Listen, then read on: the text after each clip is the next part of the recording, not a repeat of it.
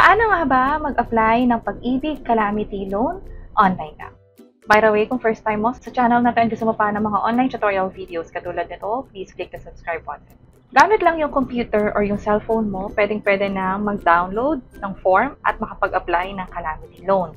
I-discuss na rin natin kung ano nga ba yung mga requirements sa pag-apply online. Gamit ko ngayon yung computer, pwede nyo i-search yung Pag-ibig online.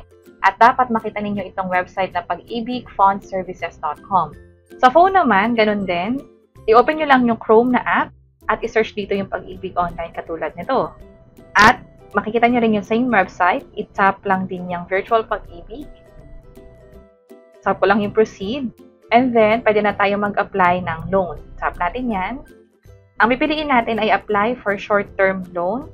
At ito na yung mga requirements, maging yung form na kailangan fill-upan.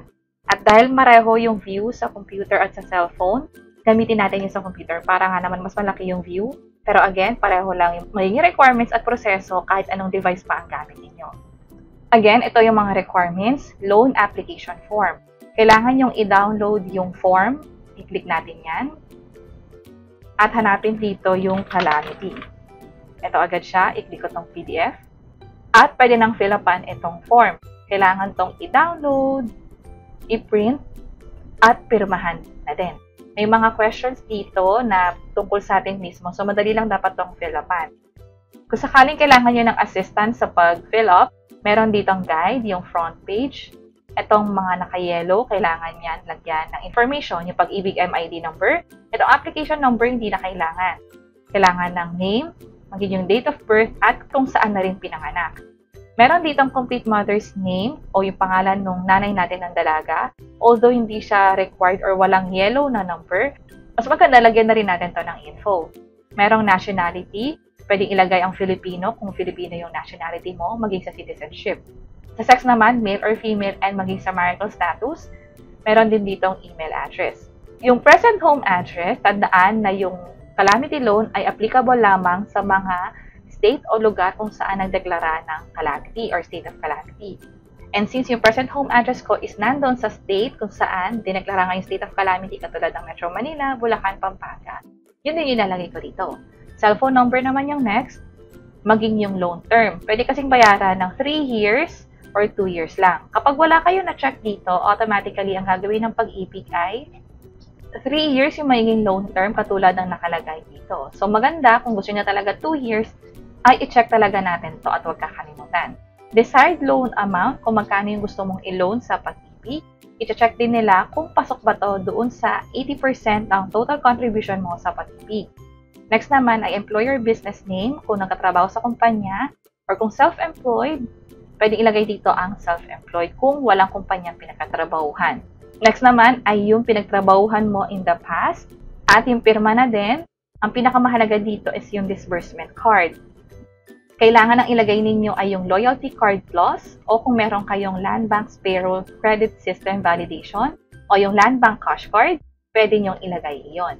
Kung sakaling wala pa kayo ng Loyalty Card Plus sa Pag-ibig, meron kaming ginawang hiwalay na video kung paano yan makuha.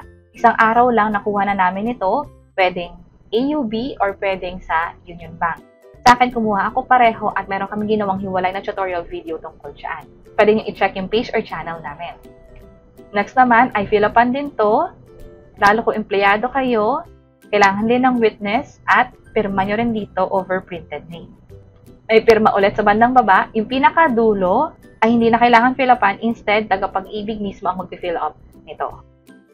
Meron pang isang form, itong back page, yung Certificate of Net Pay. Kailangan kasi may kakayahan na magbayad yung miyembro at mapapatunayan yon sa source of income o sa sahod o kita na nakukuha niya. Ilalagay dito yung name of borrower, maging yung sahod kung anong buwan naman iyon.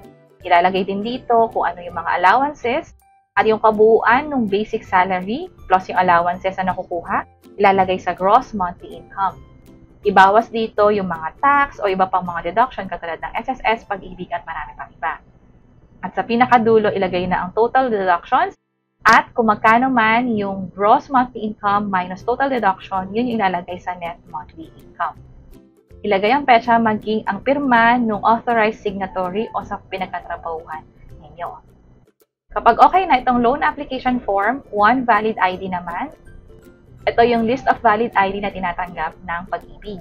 Pwede ang passport, driver's license, maging yung national ID kung nakakuha na kayo, o kahit yung printed nun. Pwede rin ang TIN card na nakukuha natin sa BIR. Libre lamang ito dun sa mga meron ng TIN number sa BIR mismo. Next is yung cash card. Dito kasi ide-deposito o ita-transfer ng Pag-ibig yung perang maloloan natin. Para sa pag-picture ng cash card, ito yung guide nila. Merong harap at likod.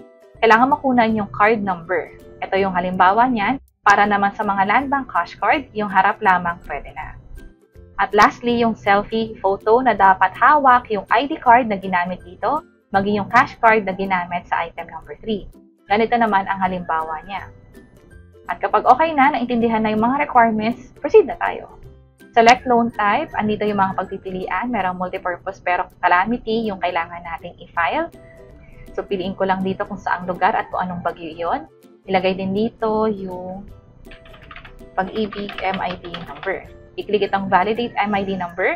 Makikita nyo itong error na to kung sakaling hindi match or invalid yung MID number or Pag-ibig number na nilagay nyo dito. Click ko yung OK. Click ulit tong validate at wala nang error message. Instead, andito na yung mga information na nasa record mismo ng Pag-ibig. Ilagay dito ang cellphone number, maging ang email address. Kapag okay na, i-click na tong next. Click ko tong OK para sa loan application. Hintayin ang OTP o yung 6-digit code na ma-receive sa phone. Click ko lang tong OK. At na-receive ko na, i-enter ko lang dito, click ko yung proceed. 2 years nga pala yung pinili ko para sa loan. Pwede kasi kayo mamili ng 2 years or 3 years ulit.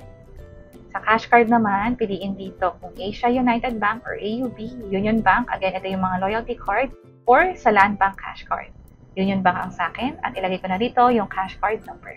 Ito yung 16-digit code na makikita doon sa card. Ito nga pala yung guide niya ulit. Ito siya yung nasa likod na part. Click ko tong check cash card status. Invalid card type. Double check ko lang. Check ko ulit to. At valid na siya. Go to the last step na tayo. Before you proceed, please prepare the photos o yung mga scan copy ng mga requirements na napag-usapan natin kanina. Ito yung ID, cash card, magiging yung selfie. Click ko tong proceed. At i-upload na natin lahat ng napag-usapan natin requirements kanina. Para sa mga requirements sa pag-apply ng Pag-ibig Calamity Loan, kailangan 3 MB lang yung file size. Pwede nyong i-save ulit yung file kung sakaling lumagpas hanggang sa maabot ninyo yung less than 3 MB. At dapat JPEG or PNG, BMP or PDF file lang yung i-upload natin. Click natin tong upload photo, hanapin nyo na siya sa gallery or sa computer ninyo.